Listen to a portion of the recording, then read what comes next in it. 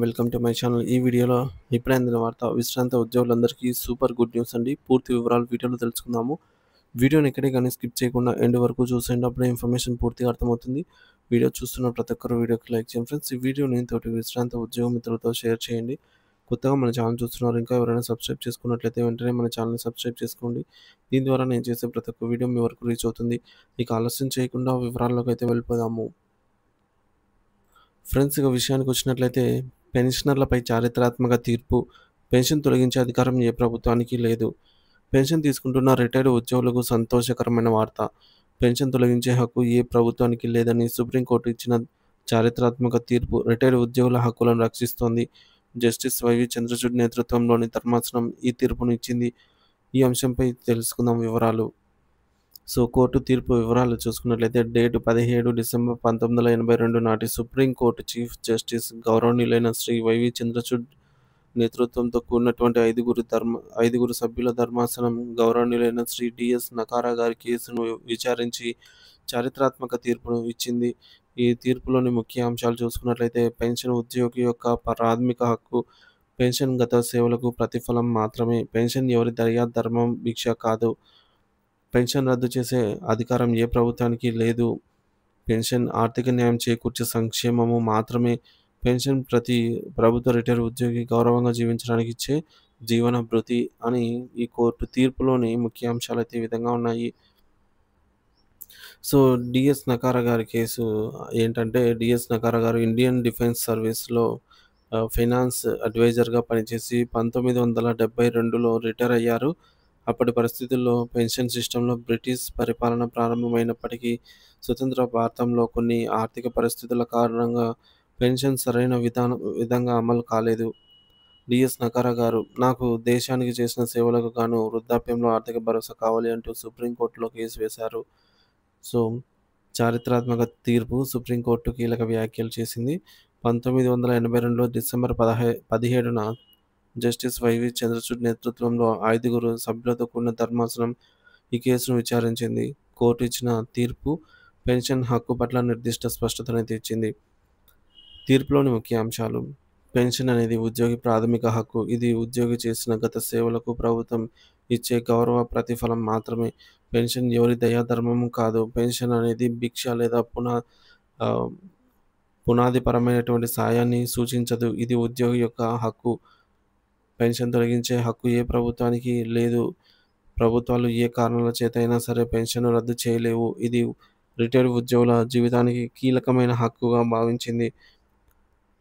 అలాగే పెన్షన్ ఆర్థిక న్యాయం అందించే సంక్షేమ పథకం. ఇది ప్రభుత్వ ఉద్యోగులకు గౌరవప్రద జీవితం అందించే ఒక ఆర్థిక భరోసా. తీర్పు ప్రభావం. ఈ విధంగా తీర్పు ఇవ్వడం జరిగిందనమాట. ఈ తీర్పు వల్ల, ఈ చారిత్రాత్మక తీర్పు వల్ల రిటైర్డ్ ఉద్యోగుల ఆర్థిక సమస్యల గురించి ఆందోళన లేకుండా ప్రశాంతంగా జీవించగలుగుతున్నారు. ప్రభుత్వాలు తమ ఇష్టానుసారం పెన్షన్ సిస్టంలో మార్పులు చేయకుండా తగిన హద్దుల్లోనే చర్యలు తీసుకోవాలని కోర్టు స్పష్టం చేసింది. పెన్షన్ ప్రాధాన్యత, ఉద్యోగులకు గౌరవం. ప్రతిఫలంగా పెన్షన్. రిటైర్డ్ ఉద్యోగులు చేసిన కృషికి ప్రోత్సాహకం మరియు వారి సేవల పట్ల గౌరవం. జీవన భరోసా. వృద్ధాప్యంలో ఆర్థిక సాయం అందించేందుకు ఇది కీలకమైన భాగం. ఉద్యోగ సేవలను గుర్తించి సంక్షేమ రాజకీయాల ఉనికిని నిరూపించే పద్ధతి. పెన్షన్ హక్కుపై ఉద్యోగుల ఆశలు. ఈ తీర్పు ఉద్యోగులలో పెద్దగా నమ్మకాన్ని కలిగించింది. వారు న్యాయపరంగా ఆర్థిక భద్రతతో కూడినటువంటి సమర్థవంతమైన జీవితం గడపడానికి ఇది ఎంతగానో తోడ్పడింది. ఉద్యోగుల దృష్టిలో పెన్షన్ అనేది ఇది ఒక వృద్ధాప్యానికి అండగా ఉంటుంది. ప్రతిభ, ప్రోత్సాహకం, అలాగే సేవకు గౌరవం అని గుర్తించబడింది. పెన్షన్ తొలగించే అధికారం ఏ ప్రభుత్వానికి లేదని సుప్రీంకోర్టు తేల్చి చెప్పింది. రిటైర్డ్ ఉద్యోగుల హక్కులను రక్షిస్తూ వారికి ఆర్థిక న్యాయం చేయటం ప్రభుత్వ బాధ్యత అని ఈ తీర్పు స్పష్టం చేసింది. ఇది ఉద్యోగులకు గౌరవప్రదమైన జీవితం అందించడంలో చారిత్రాత్మక మార్పునైతే తీసుకువచ్చింది. మినిమం పెన్షన్ ఎప్పుడెప్పుడు ఎంత ఉండేదని చూద్దాము. 1961లో రూ. 15, 1975లో రూ. 45, 1980లో రూ. 100 పెంచారు మినిమం పెన్షన్ని. అలాగే 1990లో 370 చేశారు మినిమం బేసిక్ పెన్షన్ని. 1998లో రూ. 1278, 2003లో రూ. 1925, 2008లో రూ. 3350తో పాటుగా డిఆర్ను కూడా ఈ పెన్షన్తో పాటుగా యాడ్ చేయడం జరిగింది. ఫ్రెండ్స్ ఇదొక పెన్షనర్ యొక్క పే స్లిప్ అండి. ఇక్కడ మనం చూడొచ్చు పెన్షనర్ యొక్క డీటెయిల్స్ అన్నీ గూడా ఉన్నాయన్నమాట.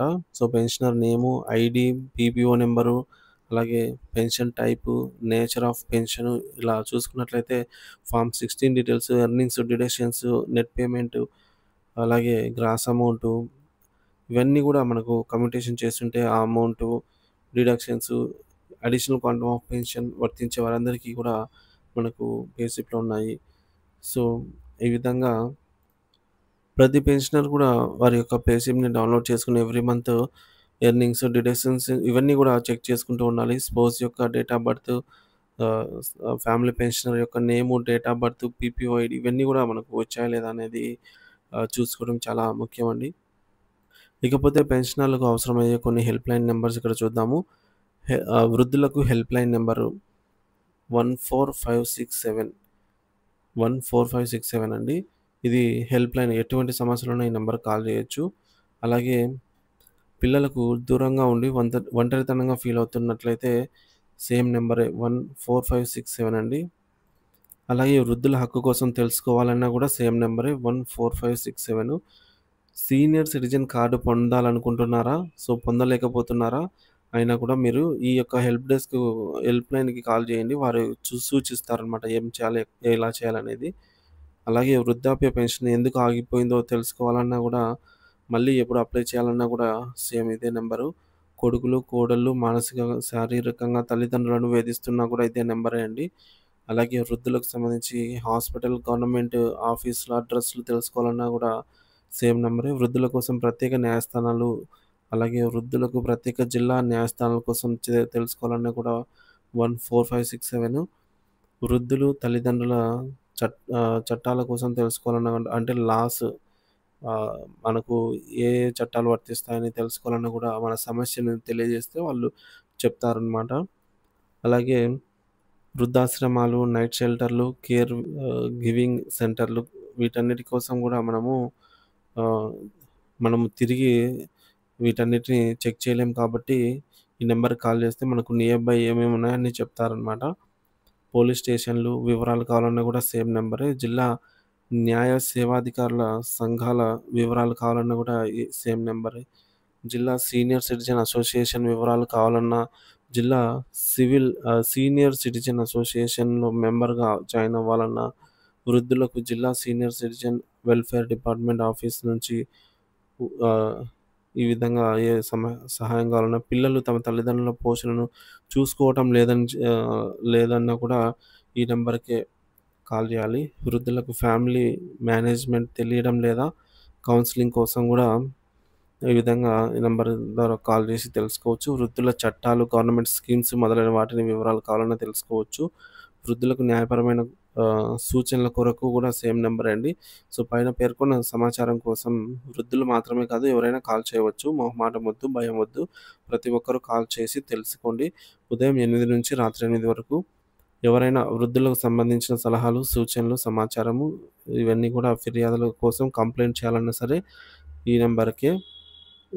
ఇది మనకు అన్ని విధాలుగా ఉపయోగపడుతుందండి.